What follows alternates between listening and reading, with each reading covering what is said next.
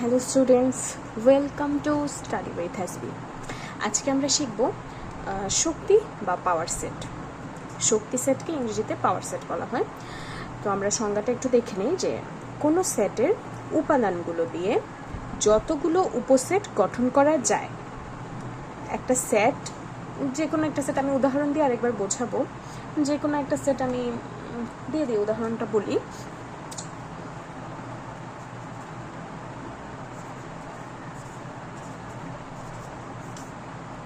Equal to 2 3, এটা একটা set. এই সেটের উপাদানগুলো, এই সেটের উপাদানকে 2 আর 3। আচ্ছা, এই সেটের উপাদান 2 আর 3 দিয়ে গঠিত সেট। 2 আর 3 দিয়ে যতগুলো উপসেট গঠন করা যায়, আমরা এখান থেকে যতগুলো উপসেট গঠন করতে পারবো সেইগুলোর সেটকে ওই উক্ত সেটের পাওয়ার সেট বলা হবে। তো এখান থেকে আমরা কতগুলো উপসেট তৈরি করতে পারি আমরা একটু দেখি। আশা করি তোমরা তো উপসেটের ক্লাস করেছো, সেখান থেকে জানো যে উপসেট কিভাবে আমরা গঠন করব। একটু নিজেরাও করে নাও, আমিও করে দিচ্ছি।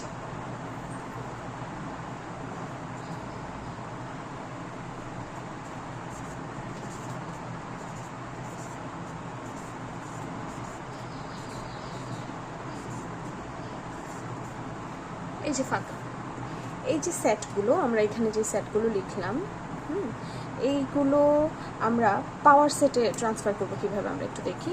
সেম এটা কি পি অফ এ লিখবো, মানে পি অফ এ মানে হচ্ছে power set of A.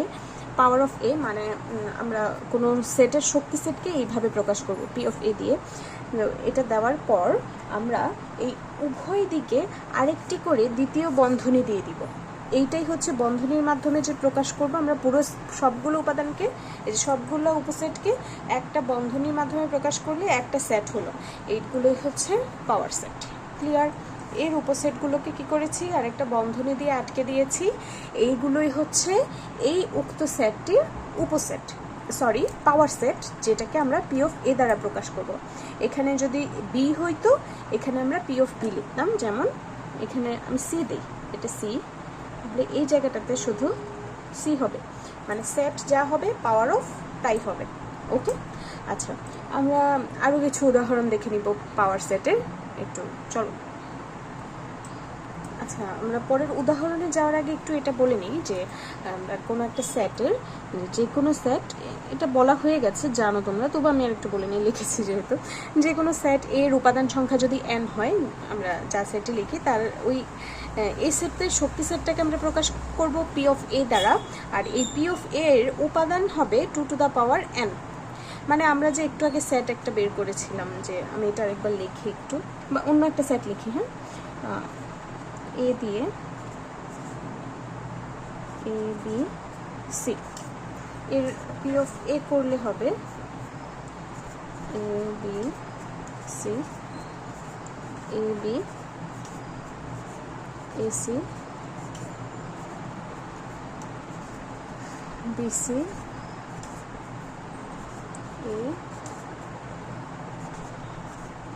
B C, ফাঁকা, সবগুলোকে বন্ধনী দিলাম। আমরা দেখি উপাদান কয়টা, 1 2 3 4 5 6 7 8টা।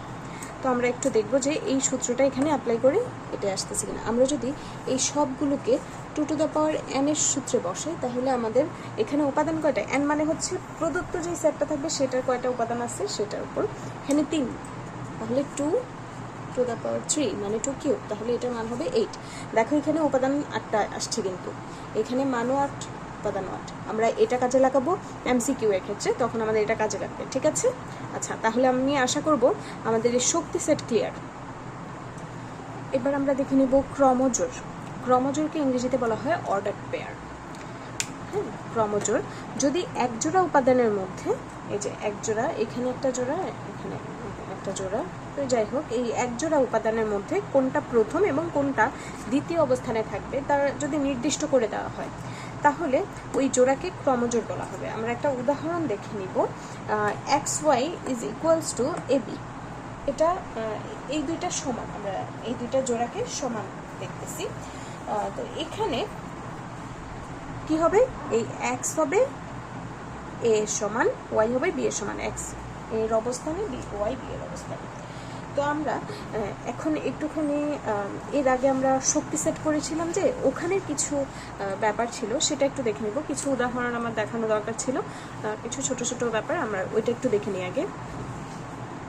তো দেখো এখানে 3টা উদাহরণ, এগুলো একটু ব্যতিক্রমী, সেই জন্যই আমি একটু দেখানোর জন্য তাড়া করছিলাম যে এটা দেখানো দরকার, ভুলে গিয়েছিলাম শক্তি সেটটা দেখাতে। তো দেখো এই সেটটার পাওয়ার সেট কি হবে? এখানে তো উপাদান একটাই, তো এ আছে, এখানে কে কে আছে? 1 এর সাথে 1 আছে আর একটা ফাঁকা সেট আছে, এগুলোকে আমরা দ্বিতীয় বন্ধনীতে দিয়ে দিব। এই দুইটা হচ্ছে এই সেটটার পাওয়ার সেট। তারপর আমরা আরেকটা পাওয়ার সেট দেখে নিই, যেটা হচ্ছে ফাঁকা। আমরা এগুলো দেখে এই 3টা হচ্ছে একটু কনফিউজিং পাওয়ার সেট, তো আমি এই জন্য এগুলো দেখাচ্ছি যে এই যে এটা একটা ফাঁকা সেট, এটার পাওয়ার সেট কি হবে? তো এটার P of A equal to, প্রথমে আমরা দিব, মানে আমাদের আছেই তো এখানে ফাঁকা, এখানে বন্ধনী দিতে হবে না, আমরা শুধু ফাঁকা লিখলেও হবে। এ সমান ফাঁকা হলে এটার পাওয়ার সেট হবে শুধুই ফাঁকা সেট। তারপরে এই যে আমরা কোনো একটা এইরকম দ্বিতীয় বন্ধনী সংযুক্ত একটা ফাঁকা সেটের পাওয়ার সেট নির্ণয় করতে হলে কি করব?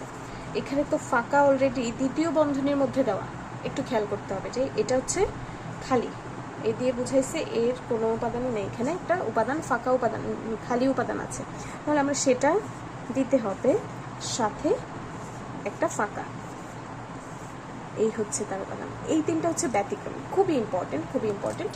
তোমরা এটা একটু দেখে নিবে ভালো করে, এই ধরনের কনফিউজিং এমসিকিউ আসতে পারে, সবাই একটু ভালো করে দেখে যাবে। আর এটা একটু খেয়াল রেখো, এগুলো খুব ইম্পর্টেন্ট, ব্যতিক্রমী। এবার আমরা পড়ে নিব কার্তেশীয় গুণজ। তো কার্তেশীয় গুণজকে ইংরেজিতে বলা হয় কার্টেশিয়ান প্রোডাক্ট। তো এটা কি, দুইটা সেটের মধ্যে, দুইটা সেটের প্রত্যেকটা থেকে, তো আমাদের দুইটা সেট দেওয়া থাকবে, তাদের প্রত্যেকটা থেকে একটি করে উপাদান নিয়ে গঠিত সব ক্রমজোড়ের সেটকে কার্তেশীয় গুণজ বলা হবে। তো আমরা এই সংজ্ঞাটা আমরা আরও বেশি ক্লিয়ারলি বুঝবো যখন আমরা একটু উদাহরণ দেখব। তো উদাহরণ দেখার আগে আমি একটু দেখিয়ে নিই যে আমরা ক্রমজোড়টা কিভাবে প্রকাশ করব। ধরো এ একটা সেট, বি একটা সেট, এ আর বি স্বতন্ত্র দুটি সেট, তো এদের ক্রমজোড় প্রকাশ করা হবে এ ক্রস বি দিয়ে, ঠিক আছে? এ ক্রস বি দিয়ে এদের উপাদানগুলো ক্রস আকারে লেখা হবে। তো আমরা একটু উদাহরণ দেখলে আরও বেশি ক্লিয়ার হবে। আমরা একটু উদাহরণে যাই, সরি হাতে মোছার জন্য সামনে ডাস্টবিন, ডাস্টবিন নিচে। তো আমরা উদাহরণটা দেখি যে এ একটা set X Y Z, B একটা সেট পি কিউ, তাহলে তাদের এ ক্রস বি নির্ণয় করতে বলছে। তোমাকে প্রশ্ন দিচ্ছে এ সমান এত সেট আর বি এত হলে এ ক্রস বি নির্ণয় করো, কত সেটা তুমি বের করবা। আচ্ছা, তাহলে A cross B is equals to X Y Z cross P Q. এবার আমরা দেখি তাহলে কি হবে। প্রত্যেকটার সাথে প্রত্যেকটা আমরা হচ্ছে যে গুণ করি না, ও এটা একদম গুণের মতো, আমরা প্রত্যেকটার সাথে প্রত্যেকটা গুণ করবো।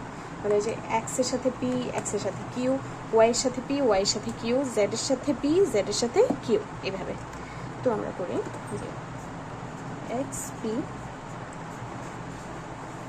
X Q, Y P Y Q, Z P Z Q. আচ্ছা, তো এখানে উপাদান হচ্ছে এবার আমরা একটু এটার সাথে সংজ্ঞাটা মিলাই, সবগুলোকে আবার দ্বিতীয় বন্ধনী দিয়ে আটকে দিতে হবে। কারণ সে দুইটা সেটের, এই যে এই দুইটা সেটের প্রত্যেকটি থেকে একটি করে উপাদান নিয়ে গঠিত সব ক্রমজোড়, এই যে ক্রমজোড়গুলো গঠিত হয়েছে সব ক্রমজোড়ের সেট, এই সেট হচ্ছে কিন্তু দ্বিতীয় বন্ধনী, সেটকে কার্তেশীয় গুণজ বলা হবে, এই যে কার্তেশীয় গুণজ বলা হবে। ক্লিয়ার? আশা করছি আমাদের কার্তেশীয় গুণজ কমপ্লিটেড।